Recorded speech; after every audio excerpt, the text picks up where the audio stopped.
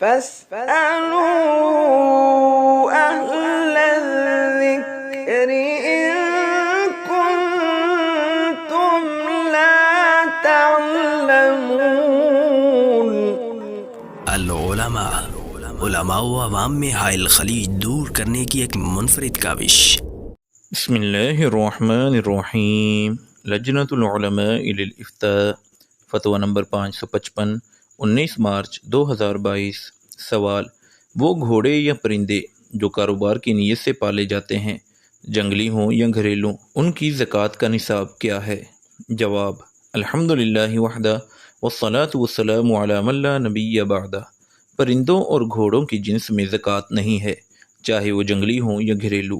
لہذا اگر کسی نے پرندے یا پالتو جانور شوقیہ پالے ہوں، ان کو فروخت کرنا مقصود نہ ہو تو ان میں کوئی زکوٰۃ نہیں۔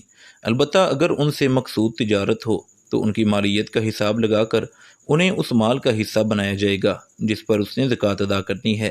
مثلا اگر کسی شخص کا جنرل سٹور ہے، پٹرول پمپ بھی ہے، پرندے بھی فروخت کرتا ہے، تو ان سب چیزوں کو سامان تجارت سمجھتے ہوئے ان کی مجموعی مالیت کا حساب کریں۔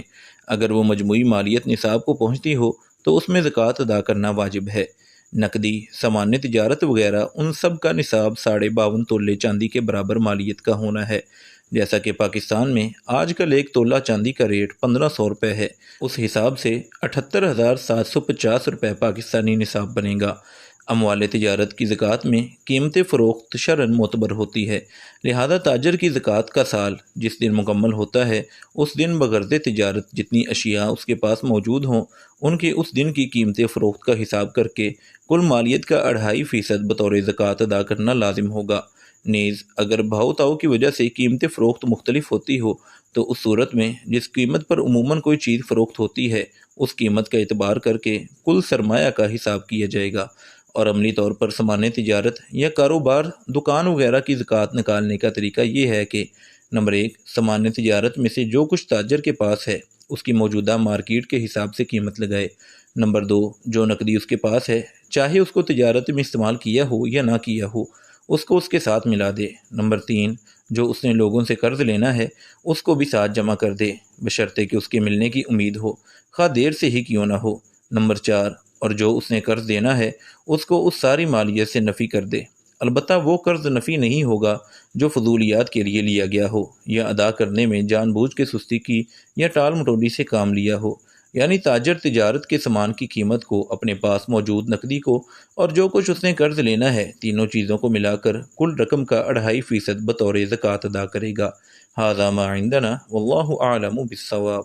مفتیان کرام فضیلت الشیخ ابو محمد عبدالستار حماد حافظہ اللہ، فضیلت الشیخ عبدالحلیم بلال حافظہ اللہ، فضیلت الشیخ جوید اقبال سیالکوٹی حافظہ اللہ، فضیلت الدکتور عبدالرحمن یوسف مدنی حافظہ اللہ، فضیلت الشیخ سعید مجتبیٰ سعیدی حافظہ اللہ، فضیلت الشیخ ابو عدنان محمد منیر قمر حافظہ اللہ، فضیلت الشیخ حافظ عبدالرؤوف سندو حافظہ اللہ، فضیلت الشیخ ابو محمد ادریس اثری حافظہ اللہ۔